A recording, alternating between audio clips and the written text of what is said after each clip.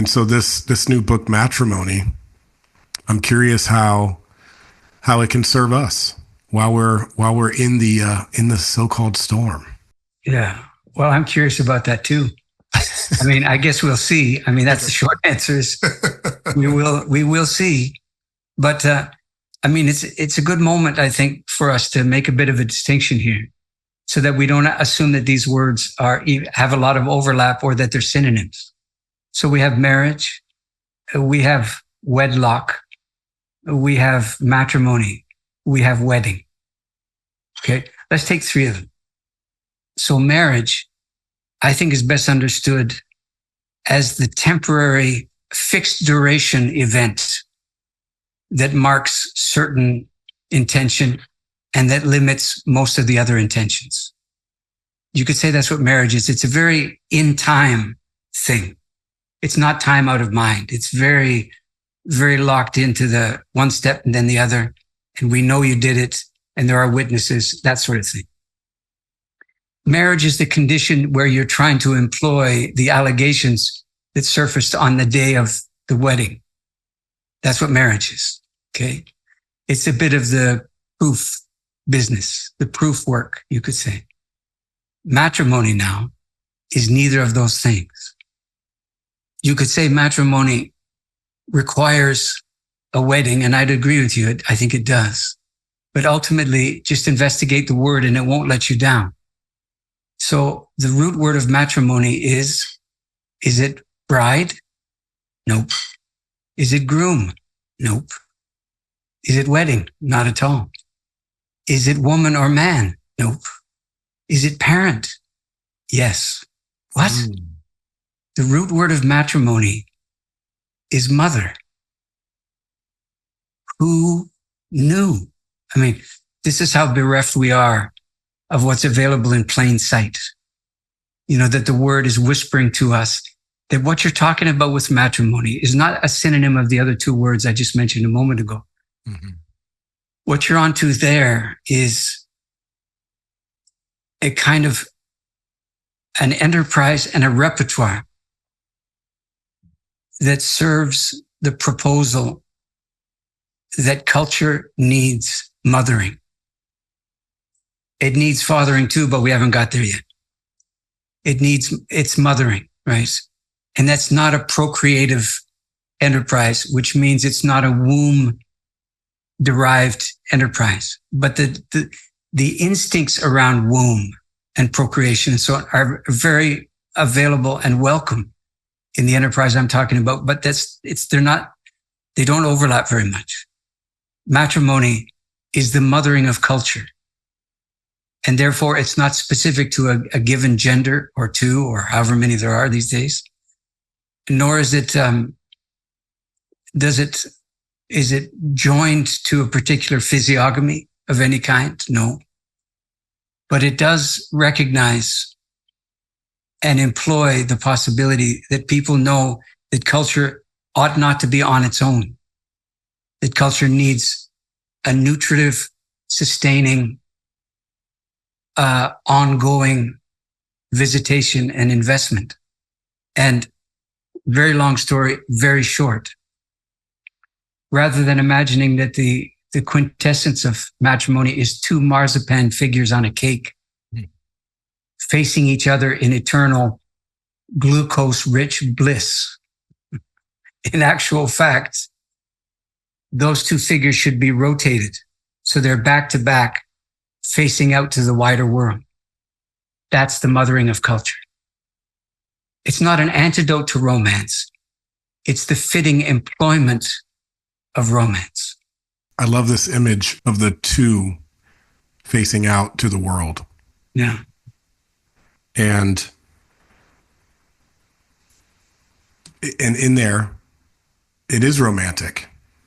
It's romantic. In a way, it's saying like, we not only share our love with each other and with our children, but we share our love with the world. We share our love with this community. Let's come back for a moment to yes, to what you've said. And by way of saying yes, I suggest let's go to the moment in question, the matrimonial moment, the high water mark, allegedly, of the enterprise. if you didn't think about it too much, if you and I weren't talking like this now, you would probably go along with the notion, the culturally undigested notion, that what you're doing at the front of the hall there, in front of the officiant, is making a sequence of promises. Except the word promise is never used in that setting. So let's think for a minute before we get to the word vow, what promise is, right? And the etymology will tell you very plainly, promise is what you throw forward. Promittere, to throw forward, out in front of you. Mm. Easy translation is this: in order to make any promise at all, never mind to pursue the fulfillment of those promises, you need the future. Wow. Any kind of future. The days have to roll out. What does it mean? It doesn't cheapen the notion of promise. It simply gives it its proper due and no more. It doesn't ask too much of it. It doesn't go to the hardware store for bread, in other words. When you're making promises, you're talking about what you will do, or what you mean to do, or what you ought to do, or what you hope you can do, or your great pinky swear with life. You could call promises that, right? And the intentions are fine and laudable, maybe even honorable. However, we're going to have to go the very long route to find out what became of these things you promised to do. Can you imagine, for example, attending a wedding where the following happens at the front of the room, where the officiant says, asks some kind of question about how do you propose to behave and conduct yourself and all of those kinds of things. In other words, what you're willing to change fundamentally as a result of this day. And you say things like, well, we'll see. And everybody looks at you for a minute. We'll see. And then they come back to it figuring you don't quite understand the gravity of the moment. So they'll say to you something like, but how does this stand with you? What kind of ions does it shift around inside you? What kind of a better man derives from all of this? And you say, well, I'll do my best. You see, by question 2, you understand what's going on here, right? Everybody can hear that there's a kind of provisionalism to the enterprise, isn't there? Suddenly, there's a kind of, fingers crossed, good intention, right? Like intentions another country that you go to visit on occasion, this kind of stuff. And you can feel that even though it's very hopeful in its design, there's something fundamentally about that that's not fundamental. That the fundament is missing. That it's a bit gaseous. It's a bit atmospheric. You see what I'm saying? And yes. And you can feel something's not there. Why? Because there's something that's going to visit itself upon the alleged throne of this moment in the form of family, whether or not that includes, bio kids and whatever the enterprise is there, endeavor, vis-a-vis your standing in community. And I could just go down a long list.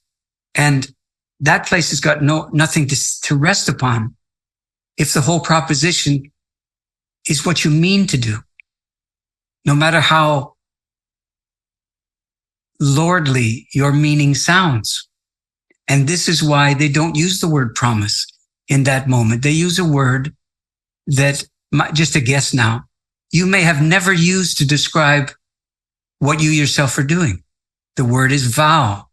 And you can feel there's a gravitas to the word that comes in instantly, whether you choose it or whether you don't, whether you believe in the Almighty or whether you don't, and so forth, right? So what's a vow? A vow doesn't need any future. A vow would employ the future if it's granted one. But a vow, the hint, the big fat hint for you as to what vow means is the tense of the verb that the officiant uses at the front of the room to ask you the question that he or she is asking you. It's not, will you do this or that? It's not, shall you, do you mean to do this or that? It's, do you? Which tense is that? Present tense. Present. What does it mean?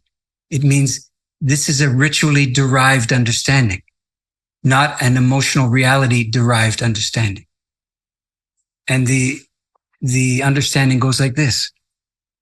By virtue of your willingness to evoke, that literally put to voice, by virtue of your willingness to evoke the things that you are saying, you are calling them into being and holding yourself to that standard now.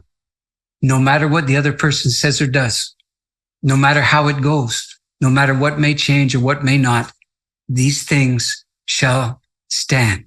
They're standing now. They are standing as I stand. That's the nature of a vow. And it's a mighty enterprise, isn't it? You can feel the gravitas. You can feel the substance of the thing. And this is the reason for the cold feet, man. It's not the promise. It's the vow. It's not the later. It's the now.